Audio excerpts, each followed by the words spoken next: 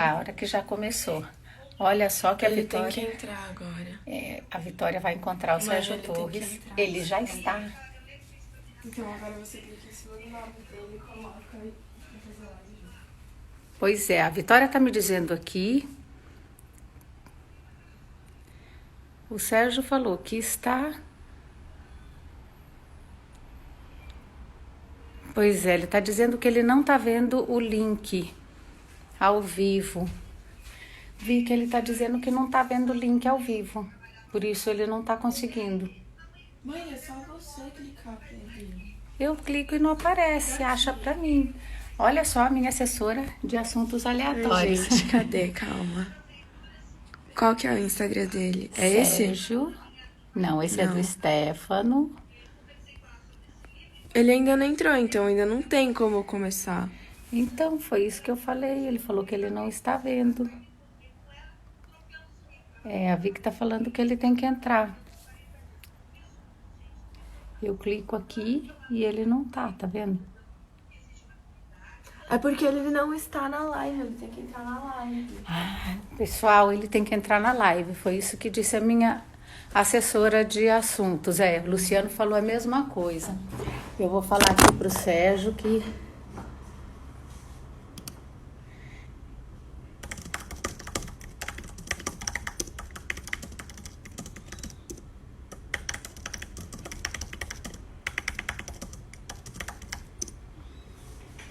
ele tá tentando entrar na live, pessoal. Vamos ver.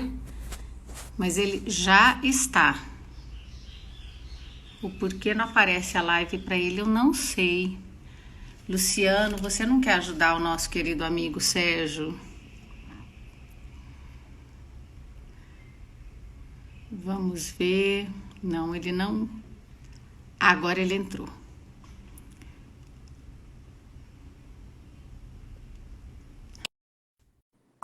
Agora sim, pessoal. Agora ele tem que ter. Conseguimos, Sérgio.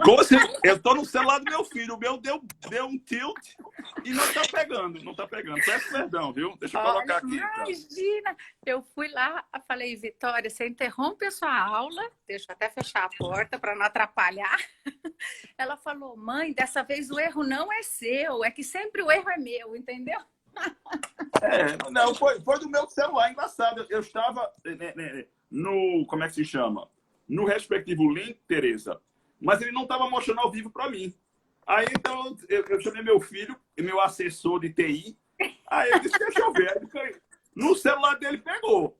Então, eu estou usando o celular dele. Estão dizendo que vão me processar por trabalho infantil. Eu acho que você vai entrar no mesmo tipo de processo, viu? É possível, é possível. Não, mas meu já está se formando em ciência da computação, então nesse ponto está ok. Não, então o seu não, mas a minha não. A minha tem 15. Certo. Aí é mais complicado. Às vezes eu posto as coisas, ela fala, mãe, você posta tudo no lugar errado. Eu falo, meu Deus do céu. Eu só vou pedir ao meu assessor só para ajeitar aqui, né, e colocar. Ajeitar a câmera. Gente, olha, mas a gente tem o prazer hoje de receber o Sérgio Torres, grande professor. O Sérgio é desembargador lá no TRT de Pernambuco.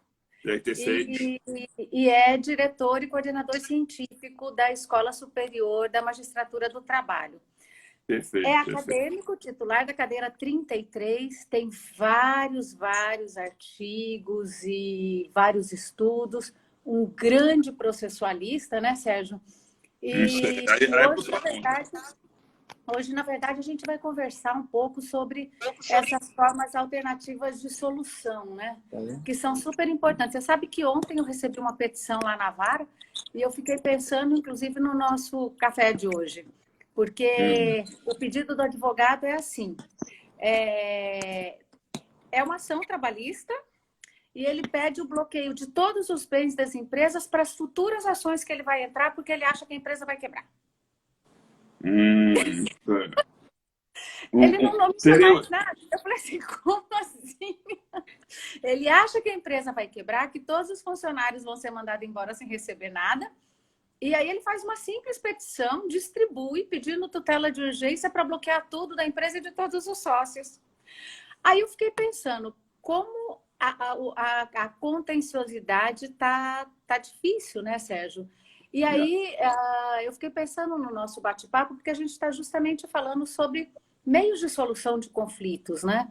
E você acha que no meio dessa pandemia toda, tudo tem que parar no judiciário? Como é que você vê isso, né? Eu sei que você tem um trabalho super interessante, que, aliás, pessoal, eu recomendo para vocês, que é um trabalho que se chama Vias Alternativas à Jurisdição Contenciosa da Justiça do Trabalho. Você publicou esse artigo em seguida a alteração da CLT. E eu cheguei a ver umas aulas suas também a respeito dessa matéria, muito interessantes, e você tem um espírito e um viés mais conciliador e extrajudicial, né, Sérgio? Como é que você vê tudo isso nessa pandemia? E é possível a gente falar nesses meios arbitrais? A gente estaria equipado para poder resolver por mediação, por arbitragem? Como é que tem funcionado esses tribunais? Como que você vê tudo isso? Fala um pouquinho para a gente. Pronto, vou tentar contextualizar como você mencionou, querida Tereza. Primeiro, bom dia a todos, bom dia a todos que estão vendo o nosso Café da Manhã com a Academia. É uma imensa honra estar aqui com você. Eu peço perdão. As dificuldades decorrem, dois lados, né? As dificuldades decorrem de minhas limitações tecnológicas, de conhecimento tecnológico. Mas é um imenso prazer estar aqui e tratar desse tema que, como você mencionou, é um tema muito caro para mim, que eu valorizo muito. E aprendo a valorizar cada vez mais, né, com o tempo, a importância da busca por meios consensuais. Eu estava pensando, porque outro dia desse eu estava fazendo uma live e fizeram essa pergunta. Sérgio, olha, nesse período de pandemia, com essas dificuldades todas, né, nós podemos, né, falar sobre vias alternativas, dar espaço para essas outras vias? Aí, então, eu fiquei refletindo e a resposta que eu daria agora é mais do que nunca. Mais do que nunca é um momento para se pensar, então, em vias alternativas àquela nossa jurisdição contenciosa típica. E isso por vários motivos, por múltiplos motivos. Eu não quero fazer uma comparação, por favor, me entenda corretamente, no sentido de equiparar em nível de importância, porque eu acho que, no momento, né, os nossos heróis são os homens e mulheres da frente de batalha com o coronavírus, os médicos e médicas, enfermeiros e enfermeiras, que eles estão trabalhando diretamente nessa área de saúde, de prevenção e de cura em relação a quem está infectado. Então, eu não quero fazer essa comparação. Eles são os nossos heróis do momento. Mas, da mesma forma como nós estamos vendo o colapso de hospitais, porque eles não estão conseguindo atender adequadamente ao número de casos que chegam lá, se nós formos fazer uma análise histórica da nossa Justiça do Trabalho dos últimos 5 ou 10 anos, por maior que sejam os esforços dos que integram a Justiça do Trabalho, né, os juízes, servidores, embargadores, ministros, dessa instituição tão maravilhosa que eu tenho tanto orgulho a pertencer, por mais que sejam os nossos esforços, maior que sejam os nossos esforços, com toda sinceridade, Tereza, eu não vejo estrutura do nosso judiciário, né, nem de qualquer judiciário de qualquer país do mundo, para enfrentar a litigiosidade que nós temos no nosso país. Simplesmente não há como enfrentar de forma a prestar um serviço à altura do que a sociedade merece, por maior que sejam os esforços. Veja que eu estou falando com colegas que se dedicam 10, 12, 14 horas por dia para trabalhar sentenciando, despachando, antes realizando audiências presenciais, e vão começar a fazer audiências agora. Eles são, na minha ótica, no âmbito jurídico, meus heróis. Especialmente os juízes de primeiro grau. São meus heróis. São meus heróis. Mas o volume simplesmente não permite. Não permite. Eu tenho alguns dados estatísticos que, se eu mostrasse para você e para os colegas aqui, eles iam ficar espantados da quantidade de tempo, por exemplo, que um juiz pode dedicar a um processo por ano. Por ano. Se nós fôssemos considerar, por exemplo, 245 dias úteis, que o juiz trabalhasse 8 horas por dia em cada um desses dias só para sentenciar, ele teria pouco mais de 1h30 por processo por ano. Ou seja, se não me engano, era 1h38. Seria a dedicação dele para um processo por ano. A média, pelo volume que ele recebe anualmente. No mesmo caso, em segundo grau e em terceiro grau. Então, se nós pararmos para analisar só os números, é algo absolutamente insustentável para qualquer judiciário, com qualquer estrutura, e por mais, né, que nós reconhecemos esse esforço hercúleo dos integrantes do judiciário, é algo, né, é uma avalanche simplesmente incontrolável. Então, se já tínhamos a necessidade de estimular vias extrajudiciais, vias alternativas àquela jurisdição contenciosa tradicional nossa, ainda mais nesse período, quando tudo está mais difícil. Então, eu entendo que há espaço sim, há espaço sim. E nós temos várias opções, vários caminhos a seguir. Agora, sempre essas opções devem levar em consideração uma série de fatores. Começando, Tereza, eu sempre gosto de destacar isso, eu sou um incentivador de meios consensuais, de meios alternativos, apesar de ser juiz do trabalho com todo orgulho e ter orgulho da minha instituição. Eu incentivo essas vias consensuais, mas porque eu parto da premissa que nós estamos lidando com pessoas, sujeitos, seja empregado, seja empregador, seja advogado, né, de altíssimo padrão ético. Essa é a minha premissa. Eu só posso partir dessa premissa. Enquanto eu estou diante de pessoas com um grau de eticidade, né, alto, então eu não tenho nenhum receio em incentivar, em apontar esses outros caminhos que podem não apenas ser mais adequados para solucionar aquele conflito, mas pode ter uma grande contribuição, que é diminuir, enxugar, filtrar o número de ações que chegam ao judiciário. O judiciário, ele sempre tem que ser forte, eficiente e pronto para responder a toda e qualquer provocação na qual a sua atuação é imprescindível. Agora, por que então provocar nesse quantitativo tão imenso, quando nós sabemos que uma parcela bastante razoável desses casos que chegam a nós poderiam ser solucionados tranquilamente por outro meio? O judiciário, o juiz, de uma forma geral, o juiz federal, o juiz estadual, o juiz do trabalho, eu sempre encaro assim, ele é aquele médico, vamos fazer a comparação dentro do contexto, por favor, né? Dentro do contexto, por favor. Ele é aquele médico que você quer que seja o bam para, se você ter qualquer problema de saúde, ele vai fazer aquela cirurgia, ele vai resolver esse problema. Mas você faz tudo para evitar. Você faz tudo, você faz dieta, você caminha, você faz exercícios, para só ter que chegar a ele se for realmente absolutamente imprescindível. E aí, nesse caso, queremos um judiciário forte, eficiente, para poder resolver. Mas por que submeter esse volume, esse quantitativo de causas? Essa questão, a nossa litigiosidade, realmente, ela é exacerbada e acaba desaguando num judiciário cheio de colegas super valentes, servidores super valentes, super esforçados, mas que, né, jamais teriam uma estrutura suficiente para atender, aos meus olhos, enquanto cidadão, o que eu acho que seria uma prestação adequada em virtude desse volume. Esse é o nosso maior problema. Sérgio, o problema é que a gente vai pegar uma fase em que são muitas as... Bom, a gente tem discutido aqui de manhã, todo dia, várias questões.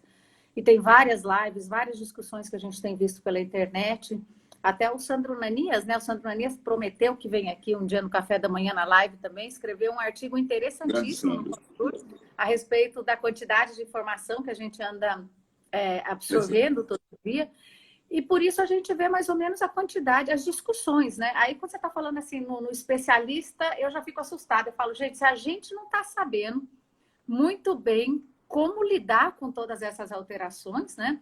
Ontem a confreira Vavolha veio aqui e trouxe um monte de questões também completamente complexas.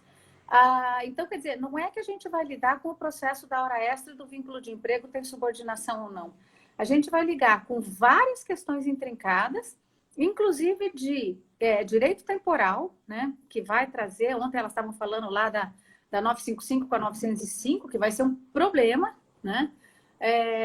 E aí nós temos o problema, como você falou, da estrutura, o problema da quantidade de serviço, quer dizer, como é que a gente vai fazer com tudo isso, né?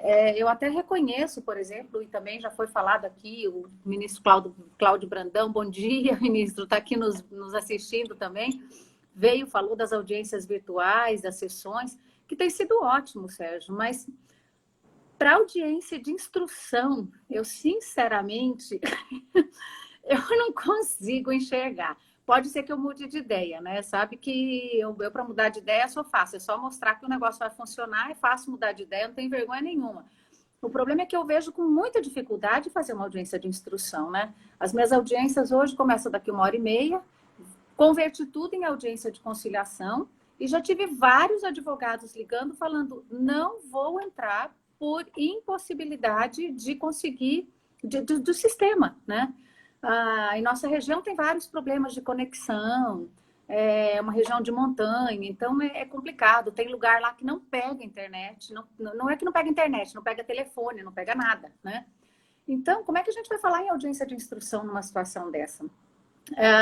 E tem vários processos que eu tenho colocado na pauta, que eu vou aproveitar essa fase, que também é outra questão que está sendo muito discutida, Sérgio, e acho que isso seria ótimo para mediação, que é o caso dos acordos não cumpridos, né? Que foram firmados antes de toda essa confusão e que claro, existe uma análise econômica dos dois lados na hora de entabular esse acordo e, de repente, em um mês tudo mudou e a empresa não tem caixa e nesse não cumprimento acaba atingindo não só o empregado, o que fez o acordo, como o próprio advogado, né? Que trabalha com resultado. Então, às vezes eu vou dormir e falo assim, eu queria acordar só quando tudo isso acabasse, porque é muito complicado, a gente não tem que decidir só a questão do direito. E eu acho que o juízo da mediação seria interessantíssimo. Mas aí você falando de estrutura, eu fiquei pensando, nós temos estrutura, Sérgio, para resolver mediação e arbitragem fora do âmbito judicial, ou seja, extrajudicialmente, porque houve tanto... até hoje a gente tem uma resistência muito forte com isso, né? Então, as câmaras de mediação e de arbitragem estão aparelhadas para isso? E outra, como é que vai se fazer os encontros, né? Para poder mediar? Eu sei que no Canadá, por exemplo, eles têm um sistema muito interessante, a Câmara de Arbitragem do Canadá, e eles têm resolvido várias coisas, inclusive os acordos, as negociações coletivas todas têm sido feitas virtualmente. Só que eles têm uma estrutura para isso. A gente não tinha essa estrutura nem no judiciário, né? Todo mundo teve que vir para casa rápido e não tinha computador para todo mundo. Essa é bem a verdade, né? Então, fica complicado. Então, você falando, eu falo assim, bom, os tribunais criaram os Sejusques. Tem funcionado o Sejusque, né? Aqui em São Paulo eu tenho ouvido falar muito bem, e nas outras regiões também, mas o Sejusque seria suficiente? Ele tem estrutura para tudo isso? Está funcionando em primeira e segunda instância? Porque na primeira instância, vários amigos advogados já reclamaram, porque parece que existe uma incompreensão na hora da homologação, ou seja, é como se quem homologasse estivesse desconfiando do acordo entre as partes a todo tempo e existe não um encontro de vontades na transação, um encontro de duas vontades, mas um encontro de duas com a imposição de uma terceira, que nunca... Então, eles muitas vezes acabam desistindo do Sejusque na primeira instância e buscando a via do processo judicial contencioso e, eventualmente, se faz um acordo ali. Então, essas duas questões me deixam um pouco preocupadas, porque, claro, você tem toda a razão. Eu acho que nós vamos receber... Acho não, já estamos recebendo, fora o que estava represado, vamos começar a receber a partir de agora, com maior volume, várias ações, com matérias muito complexas, né? O fato do Supremo Tribunal Federal ter decidido duas liminares importantes, não quer dizer que isso vai resolver todos os outros problemas, não é? Até porque a questão da inconstitucionalidade de um dos artigos já, talvez, não sei, já torne um pouco... As pessoas ficam um pouco desconfiadas se outros artigos vão ser declarados ou não inconstitucional e todo mundo está fazendo acordo em cima das medidas provisórias. Como é que você vê essa questão da estrutura, da interpretação? E tem um outro problema. E os contratos, porque, inclusive, nesse artigo seu, interessantíssimo, eu não sei se ele está publicado na página da BDT, Sérgio, mas talvez fosse interessante passar para lá também, não sei se é possível, é claro, e deixar, porque é um artigo importantíssimo, ainda mais para esse momento. Se por um acaso não houver previsão no contrato de trabalho, a 13467 fala que tem que ter. E se não tiver nesse momento, E as partes, vamos supor, consigam fazer uma composição numa câmara de arbitragem. Vai ser válido isso? Ou não? Como é que a gente vai trabalhar com todo esse imbróglio? Desde a Você estrutura até o mencionou, né? conteúdo. São inúmeros obstáculos. Então, a primeira coisa que eu vou sugerir, respire fundo. Tranquilidade, tem calma. Porque não há situação fácil, não há saída fácil. São inúmeros problemas que nós vamos enfrentar sistematicamente. Então, começa por aí. Né? Esse número imenso de problemas, que a situação é realmente uma situação sem precedentes. E eu acrescento uma questão que muitas vezes nós não levamos numa premissa, porque às vezes é mais fácil pensar, não, de repente nós não precisamos resolver de imediato, porque vamos aguardar 1 mês ou 2 meses e aí tudo volta ao normal. Não há absolutamente nenhuma garantia de que nós vamos voltar a uma situação enquadrada como normal, né, a curto prazo. É possível. Eu não sou especialista e não posso prever, mas como está caminhando, né, a carruagem, eu, sinceramente, acho difícil haver uma normalização, né, esse ano, com toda sinceridade. Aí, então, você para e pensa, não, nós não vamos resolver aqui, vamos aguardar para voltar às audiências presenciais e tudo. Se isso ocorrer apenas em 2021, no segundo semestre, vamos imaginar. Não há nenhuma garantia de que isso vai ser resolvido a curto prazo, que é algo que tem que ser levado em consideração. Nós não podemos partir da premissa, não, tudo vai acabar bem, daqui a 2 meses nós vamos voltar a ter nossas audiências, os corredores cheios de pessoas. Você não pode entender que isso é uma verdade absoluta. Nós temos que trabalhar com a possibilidade de isso não ocorrer. Então, isso acrescenta ao caldo de dificuldades mais um problema sério. Mas dentro desse contexto, vamos lá, nós temos múltiplas opções. Foi mencionado, de repente, é válido ir para a via da arbitragem? Bem, a reforma trabalhista, a Lei 13.467, ela previu no artigo 507, né, B, a possibilidade de se celebrar uma cláusula compromissória de arbitragem na celebração do respectivo contrato para aqueles empregados que recebem um teto superior, superior a 2 vezes o teto do maior benefício da Previdência. Então, essa possibilidade existe dentro daquele contexto para a cláusula compromissória de arbitragem.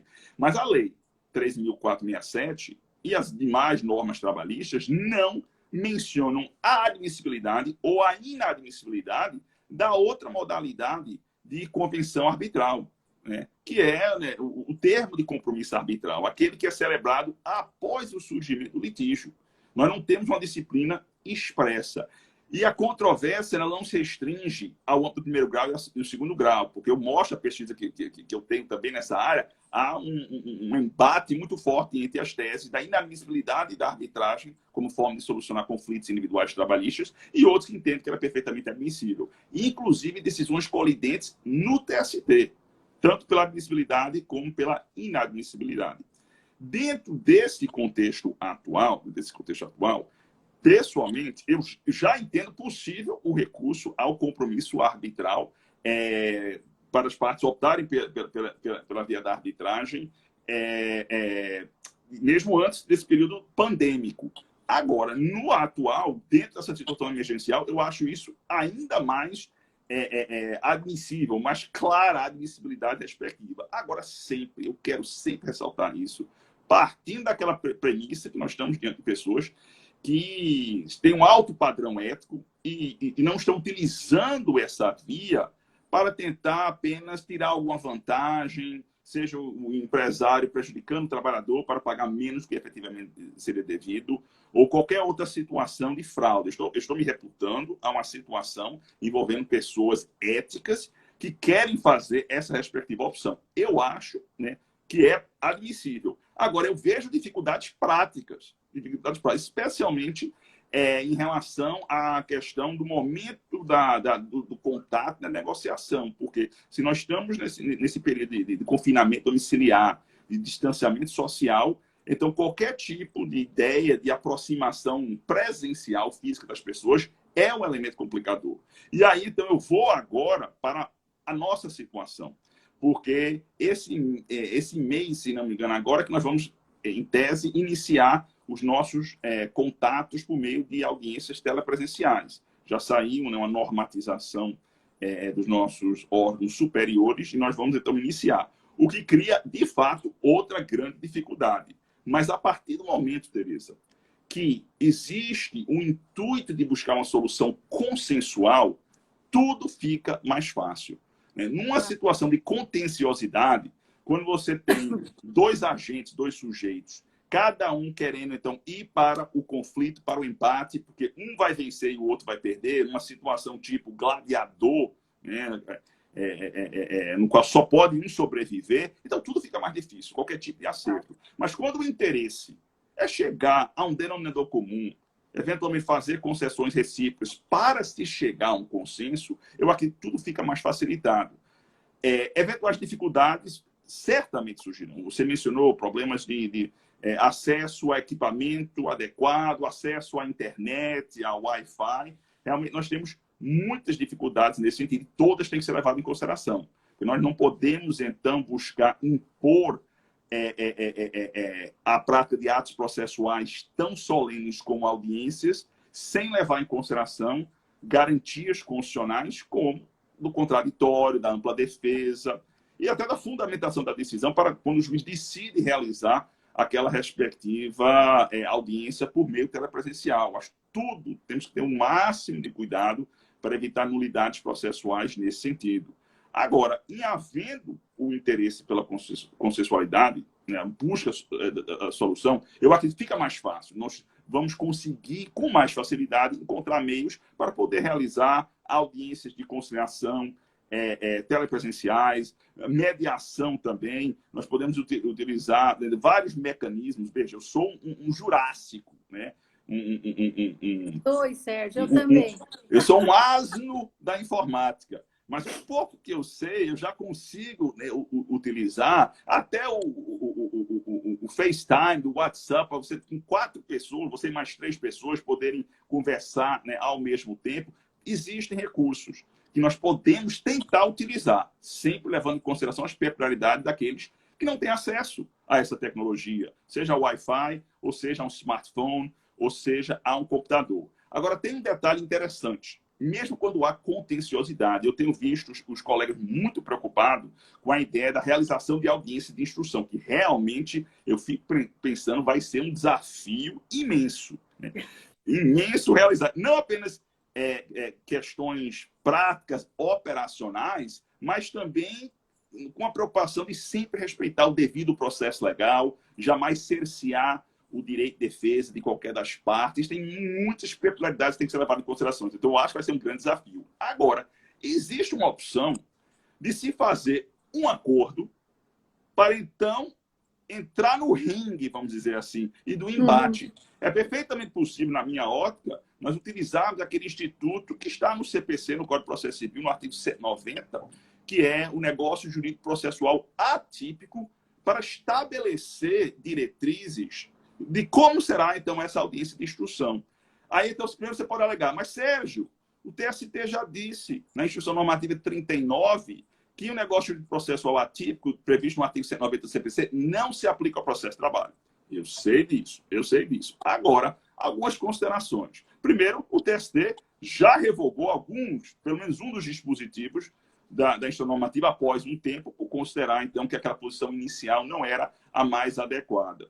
E, pelo menos individualmente, né, eu já ouvi de alguns integrantes do TST sobre a possibilidade de se discutir a aplicabilidade do artigo 190. Né? Se não me engano, recentemente o ministro Cláudio Brandão mencionou, né, essa possibilidade.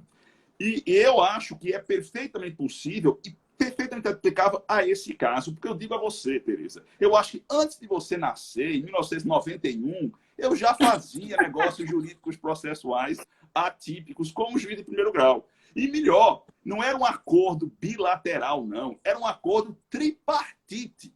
E como era isso? É mais interessante, né?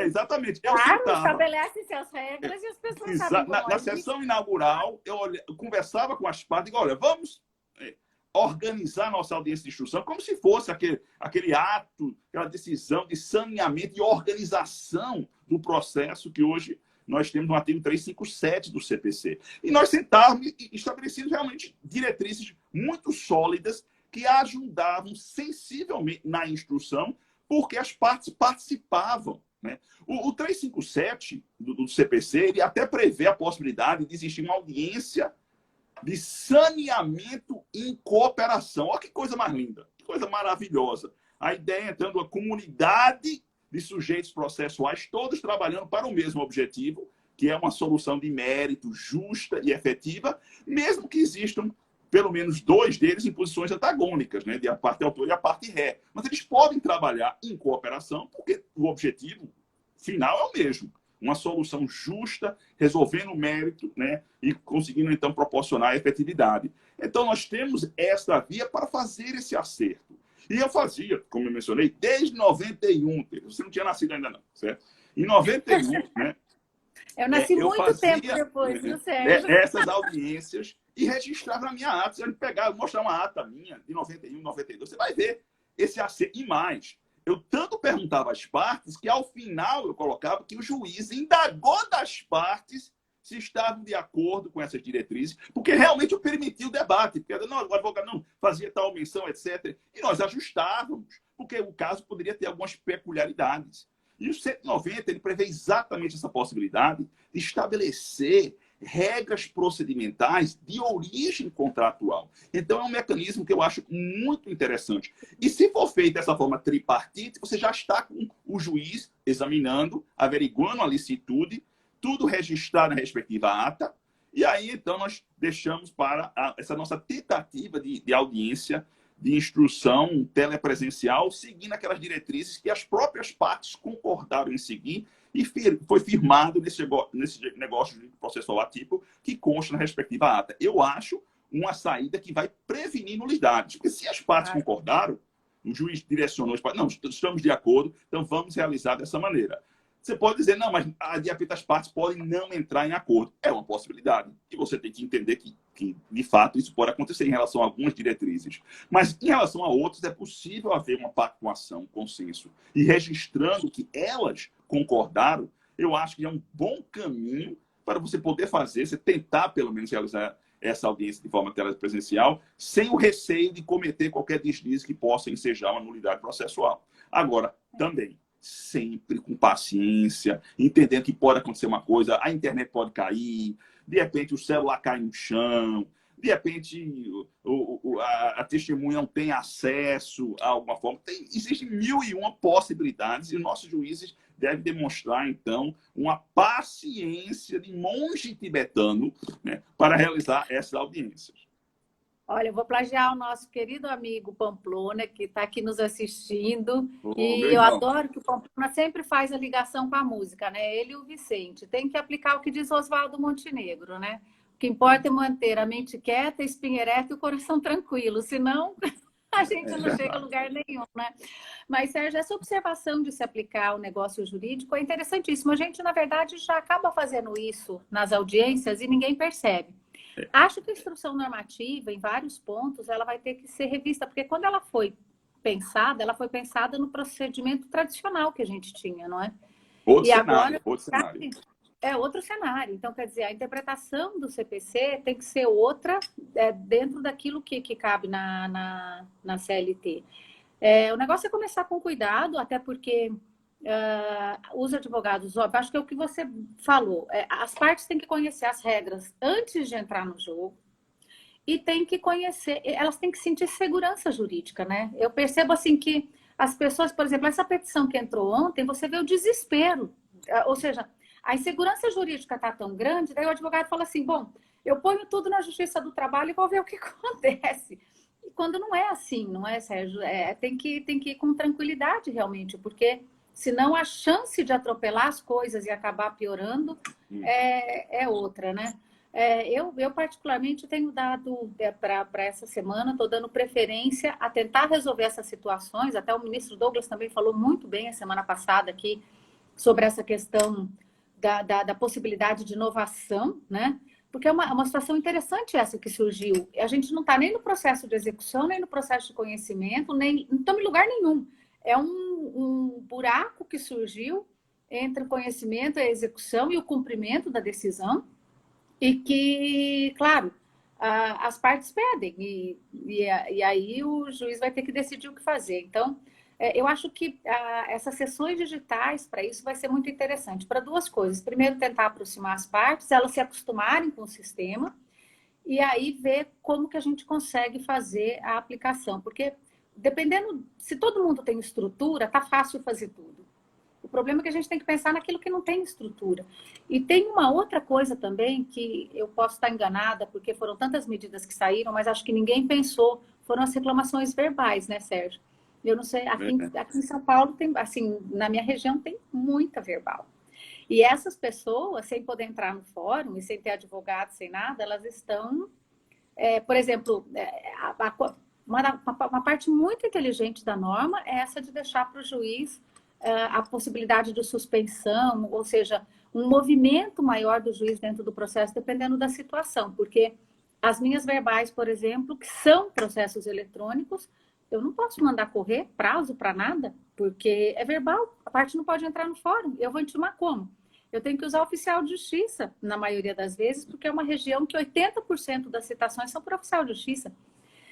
Então, é complicado, né? Para essas, e eu imagino que, como a minha, né, o Ney está falando que aqui aplica já essa composição também na vara dele, mas imagino que aí para o norte, nordeste também, Tocantins, essa região toda, também tenha muitas dessas dificuldades que a gente tem aqui também no interior. E aí é aquela questão, extrajudicialmente seria perfeito, mas parece que a gente não tem estrutura para essas câmaras extrajudiciais, não é? Ou a gente tem e desconhece, como é que é? Porque, claro, seria interessantíssimo, e agora eu acho que vão fazer muita falta, se a gente já tivesse o acesso à câmara de arbitragem, à câmara de mediação, seria um instrumento a mais, principalmente para poder tentar resolver esse período, que eu acho que é um dos períodos mais tensos, né? Ninguém sabe o que vai acontecer, porque é uma coisa, como você falou, se eu sei que daqui 3 meses tudo vai funcionar, mas eu, sinceramente, não tenho expectativa. Se a gente olha lá para fora, a Espanha agora está começando a sair de casa, e eles fizeram quarentena. Ficaram trancados em casa. Aqui nós não temos isolamento. Nosso isolamento aqui é parcial. Parece que São Paulo, que é um pico da doença, um epicentro da doença, tem 44%, se eu não me engano, da população que está em isolamento. O resto está na rua. Aí, claro, os índices vão subir? Vão. E hoje tem uma notícia que parece que os índices oficiais você tem que jogar 173% a mais do que é não oficial de doenças. Então, quer dizer, nós não estamos falando em 7 mil mortes, nós estamos falando já em 21 mil casos, mais não sei quantos de contaminação, né? O pessoal do norte, a gente tem aí os amigos que estão lá no norte, estão sofrendo muito com esse tipo de situação, porque está lá em cima, né? Ceará está complicadíssimo. Então, quer dizer, eu imagino que se nos países que fizeram realmente o isolamento, esse semestre, eles não estão voltando. E as faculdades e as escolas não sabem se voltam em setembro, que é quando começa o ano letivo na Europa. E aqui, que a gente não faz isolamento, como é que vai ficar? Vão voltar em 2, 3 meses? É óbvio que não. Né? Eu acho que não, né? Não sei. Eu quero estar sendo pessimista. Tomara que eu seja pessimista e esteja errada. Mas acho que seria o caso de aproveitar as câmeras. Mas temos estrutura para isso, Sérgio? Como é que fica? E tem um outro ponto muito interessante também que você fala, que é com relação à questão da possibilidade de homologação dos acordos quanto às alterações do contrato de trabalho. Ainda existe uma resistência muito grande da Justiça do Trabalho. E parece que é possível essa jurisdição voluntária, né? Eu já vi você falando sobre isso. Perfeito. Eu acho que é o momento da jurisdição voluntária. Ou seja, para que ficar discutindo se tem validade ou não com acordo sindical, se você pode fazer um acordo e pedir homologação da alteração contratual? Você acha que isso vale só para a jornada? Poderia fazer em todas as áreas? Como que seria esse procedimento? Perfeito, perfeito. Vamos lá. São vários temas, de novamente. Deixa eu pegar 3 assim que eu achei realmente super, super relevantes. Que foram, na verdade, 2 que foram destacados aqui e um que foi lá atrás que eu não tive Eu não me lembrei na hora de mencionar. Primeiro, vamos falar com relação a essa questão da estrutura de câmaras arbitrais. Realmente, é uma variável muito grande. Nós temos, né, em algumas cidades, uma estrutura, né, equivalente à do judiciário, extremamente organizada, tanto com material de informática, como, então, de mão de obra humana. Então, existe essa possibilidade. E outros, uma situação ainda incipiente na tentativa de estimular essa via. Então, é bastante variável, eu diria, em relação à questão da estrutura dessas câmaras e desses outros meios para, então, buscar proporcionar à população essa opção. Ao mesmo tempo, nós temos que levar em consideração o seguinte: nessa situação caótica, emergencial, a ideia da celeridade é extremamente importante. E se nós paramos para pensar, não, é melhor então ingressar com ação judicial. Quando é que nós vamos ver a solução do julgamento dessa reclamação trabalhista e, eventualmente, a execução para entrega do dinheiro ao empregado que busca alguma indenização, algumas verbas indenizatórias? Temos que levar em consideração esse contexto também e as dificuldades que nós já estamos tendo. Eventualmente, em virtude da situação emergencial, recorrer a desses outros meios, em tese, vai sempre depender de uma série de circunstâncias, pode, então, proporcionar uma solução mais rápida, especialmente se ela for uma forma consensual, porque a arbitragem também, eventualmente, vai ter as dificuldades, já que uma eventual execução de uma sentença arbitral teria que ocorrer, então, também no âmbito judiciário. Então, por isso que eu digo, a ideia do recurso a meios consensuais, nesse contexto, se apresentam como muito mais interessantes, na minha ótica objetiva, uma visão a priorística. Agora, algo que eu não mencionei antes, que você levantou a bola, Tereza, eu esqueci de mencionar, e é algo muito importante. Você mencionou agora, rapidamente, nessa segunda intervenção sua, a questão da possibilidade de nós estarmos diante de uma situação na qual foi celebrado um acordo para pagamento de determinado valor em múltiplas parcelas, e aí, então, né, baixou a pandemia, isolamento, fechamento de empresas, o empresário não tem, né, condições de honrar aquelas parcelas anteriormente fixadas. O que fazer? Né? Nós já estamos enfrentando situações assim em Pernambuco, de determinadas empresas que estão passando por essa situação difícil, de forma notória, vamos dizer, empresas de ônibus, por exemplo, e outras empresas também, que estão, então, buscando uma renegociação em relação o que foi anteriormente celebrado num acordo submetido à conciliação judicial e homologado, tornando-se equivalente a uma coisa julgada material. Então, isso cria uma dificuldade imensa, imensa. O ideal seria tentar, efetivamente, uma renegociação com as partes, por qualquer meio ao alcance, para tentar, então, eu não diria, não acho razoável, na minha opinião, uma redução do valor de forma integral, mas uma redução do valor das parcelas, com acréscimo de outras parcelas mais adiante, eu consigo visualizar como um meio termo, algo equilibrado para buscar solucionar. Eu mesmo tive uma situação na qual não foi um acordo judicial, foi aquela hipótese que estava na execução, e a pessoa fez a opção por pagar 30% de uma vez, a parte devedora, e em 6 parcelas pagar as demais. E aí, então, houve um requerimento, depois do início da pandemia, do isolamento, a empresa deixou de arrecadar o que normalmente arrecadava, ela queria suspensão durante 2 meses do pagamento das parcelas mensais para prosseguir no pagamento após esses 2 meses.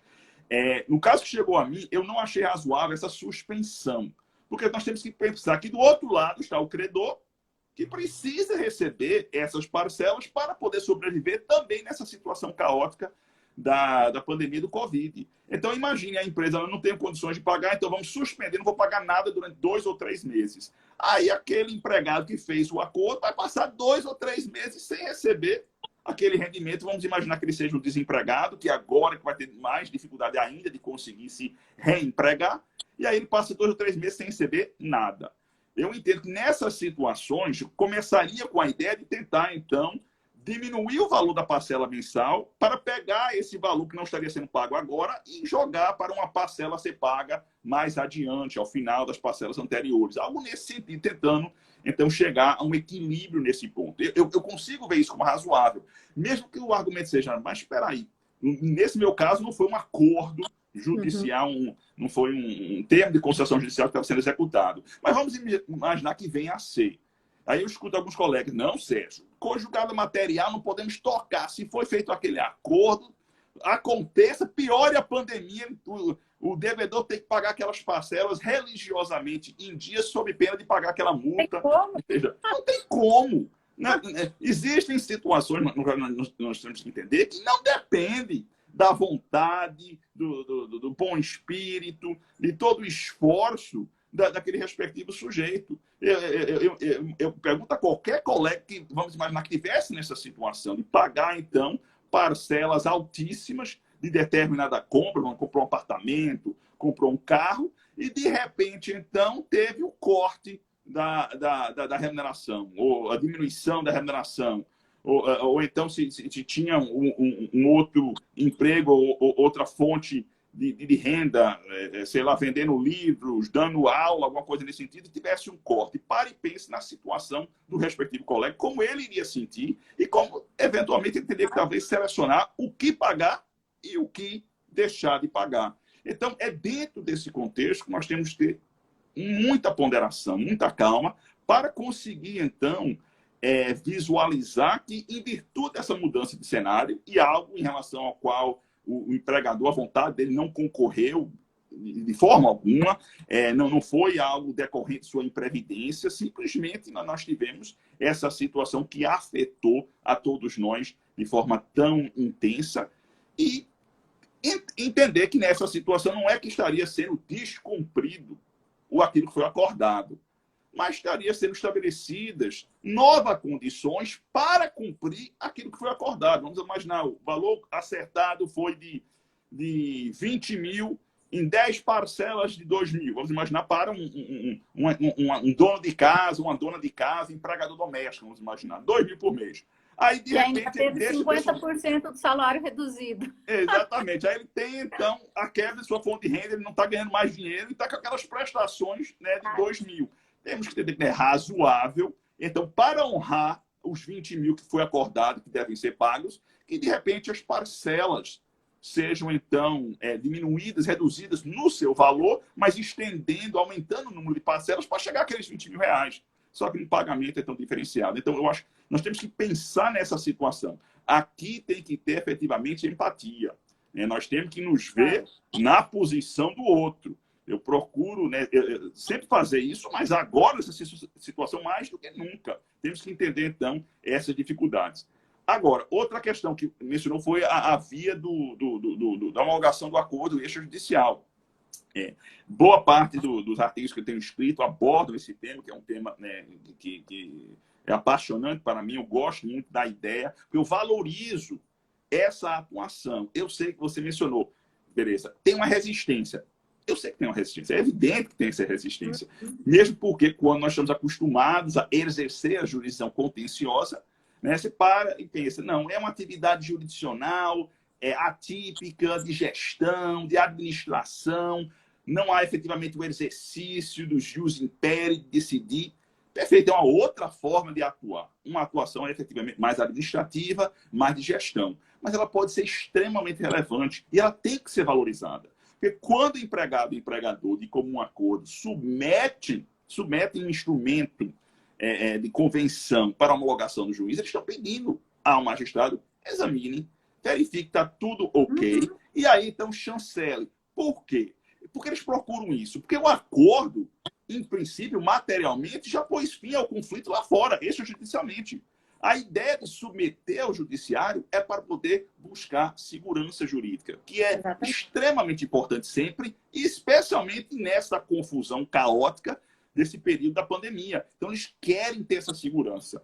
E é uma via que serve para buscar essa chancela, essa homologação, demonstrando a licitude para qualquer tipo de acordo. Eu gosto de destacar isso. Aquele procedimento aquele processo de jurisdição voluntária previsto nos artigos 855B a 855E, não se destina apenas a situações no qual o empregado foi despedido, o contrato foi encerrado, aí empregador acerta como haverá o pagamento das respectivas verbas e aí submete ao judiciário para o judiciário homologar. Essa é apenas uma das 1000 situações, ou 1001 modalidades de acordo que nós podemos ter. Pode ser, você mencionou agora, com base na medida provisória 936 de 2020, aquela redução proporcional do salário e da jornada. Aí o Supremo entendeu que era constitucional naquele pronunciamento da semana passada.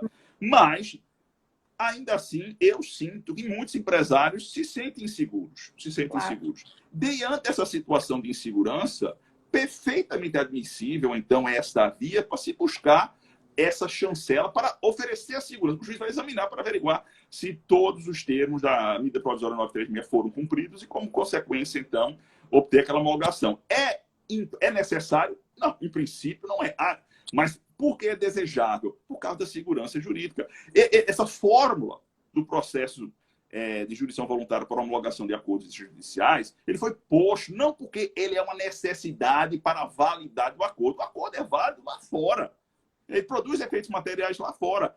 É por a questão da segurança de ambas as partes, né? Que querem, então, fizeram aquele acerto e querem buscar, então, verificar, né, não apenas a licitude, mas o caráter definitivo daquilo que foi acertado. E submetendo a nós, é nossa oportunidade de fazer esse exame para averiguar se as cláusulas do respectivo acordo estão ou não estão em sintonia. Eventualmente tem aquelas discussões, Tereza, envolvendo se é possível constar em uma cláusula de quitação geral e irrestrita, que é uma questão muito interessante, se o juiz pode então homologar apenas em parte ou não o acordo submetido à sua apreciação. Aí, respostas rápidas.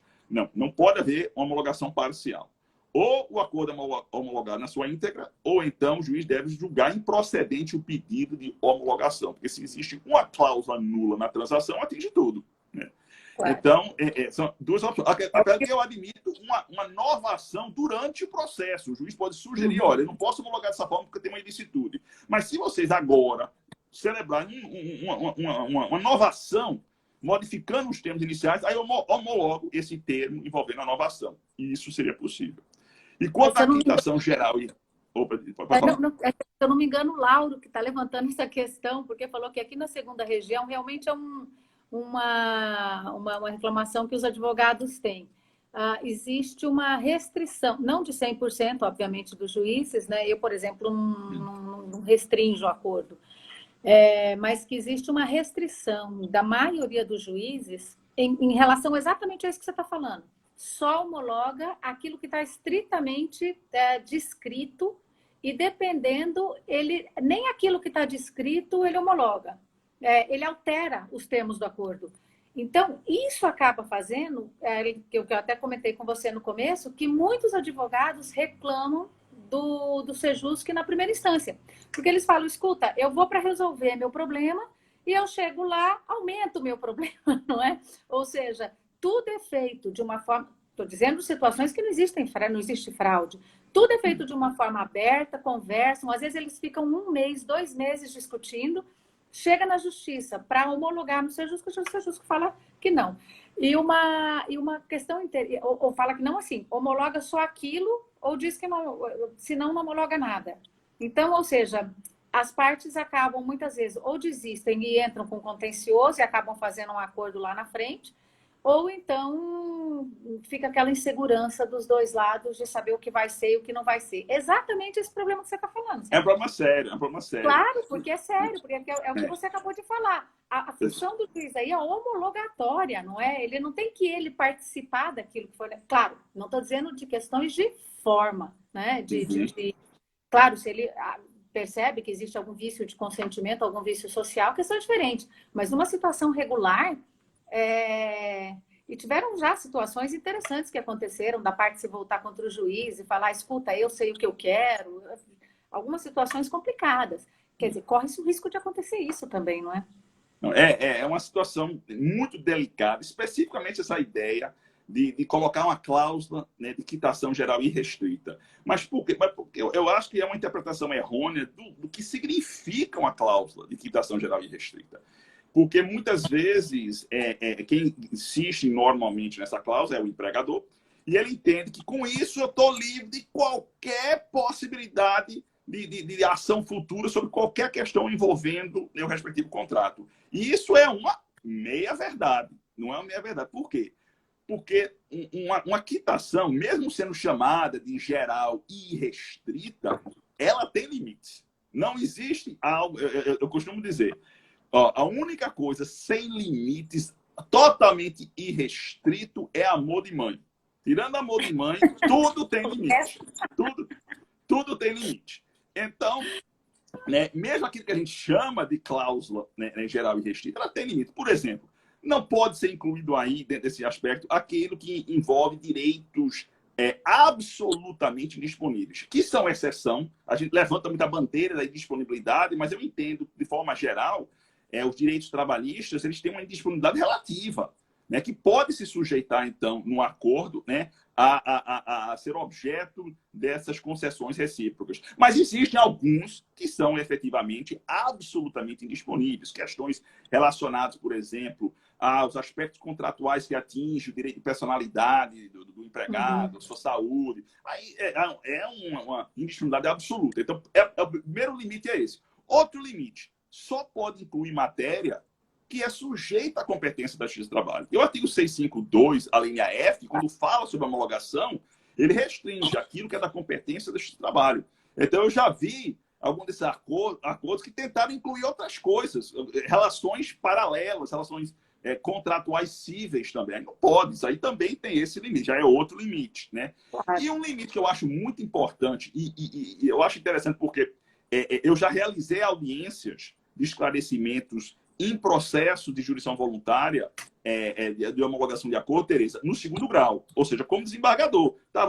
Chegou em fase recursal, sabe uma coisa? Eu quero conversar com vocês. Marquei, agendei uma audiência de esclarecimentos. Chegaram os advogados e empregado e empregador lá no meu gabinete e nós realizamos, registramos, tudo bonitinho. Eu até ajudou a matar a saudade que eu tenho, né, das audiências que eu fazia quando era juiz de primeiro grau. É uma delícia. Né? Pronto, realmente eu cheguei a fazer vários, não foi só um ou outro perdido, não. E aí, então, na hora, em várias delas, surgiu essa questão da quitação geral. E aí eu senti, em pelo menos uns 2 desses casos, que realmente o empresário estava querendo aquela cláusula para entender que, olha, se o cara ficar, né, doente amanhã ou depois da manhã, eu não tenho nenhuma responsabilidade. Aí, então, eu esclareci o seguinte, veja lá, vamos lá. Se está estabelecido nessa cláusula, que é uma quitação geral e restrita, que inclusive é até permitido por aquele artigo 477B, que fala sobre o PDV. Ela está admite expressamente, então o próprio legislador já previu essa possibilidade. Mas vamos lá. Se consta lá essa cláusula em relação, né, à situação daquele empregado, daquele empregador, e o empregado levanta a bandeira, é o empregador, opa, não vou ter nenhuma responsabilidade. Não, veja, você tem outro limite aí, porque o que pode ser atingido são os direitos disponíveis que existem no momento da celebração do respectivo acordo cuja homologação se busca. Você não pode entender que está atingido por aquela quitação um direito ainda não existente. Aí você pergunta como? A situação envolvendo, por exemplo, aquelas doenças que só se manifestam anos depois, no qual o empregado pode fazer o exame médico que for, exame médico demissional, e ele vai estar em perfeito estado de saúde, que ela é indetectível naquele momento. Mas 5, 10, 15 anos depois, manifesta-se uma doença que tem anexo causal com o período no qual ele trabalhou. Não é possível entender que aquela quitação dada naquele momento atingiu um direito a uma reparação, por exemplo, ou um direito, então, a ele ter um serviço médico para atender seu problema de saúde, sua patologia posteriormente, porque naquele momento não existia direito ainda. O direito só surgiu posteriormente. Nós temos, eu vi que alguns regionais têm súmula sobre uma matéria semelhante, e no meu tribunal nós temos a súmula, se não me engano, número 32, que fala exatamente dos casos dos empregados que trabalhavam em contato com amianto, que saem em perfeito estado, celebram um acordo, aí 10 anos depois, 15 anos depois ou mais, manifesta-se uma doença que tem esse nexo causal. Eu acredito que nesse caso a quitação não atinge. Sérgio, eu vou ter que te cortar, porque nós temos 40 segundos. Mas é o seguinte, tá bom. a semana que vem você está aqui com Pamplona. Então, eu Perfeito, acho que a questão do acordo, vocês podiam voltar nela. Quero agradecer imensamente ao nosso público, a você estar aqui. Desculpa, não te cortei antes, porque está muito interessante. E não, eu peço pergunta, mas te deixo com 20 segundos aí para dar um beijão para todo mundo. Um beijo enorme para você. Muito obrigado, Tereza. Muito obrigado em nome da academia, Sérgio. Foi um prazer para mim. Esse café da manhã foi maravilhoso. Vai começar, vou ter sessão daqui a pouco também. Mas começar o dia assim. Pessoal, terça-feira é o Sérgio Pamplona. Exatamente. Terça-feira nós temos eu entrevistando Pamplona às 8 e às 11 horas ele me entrevistando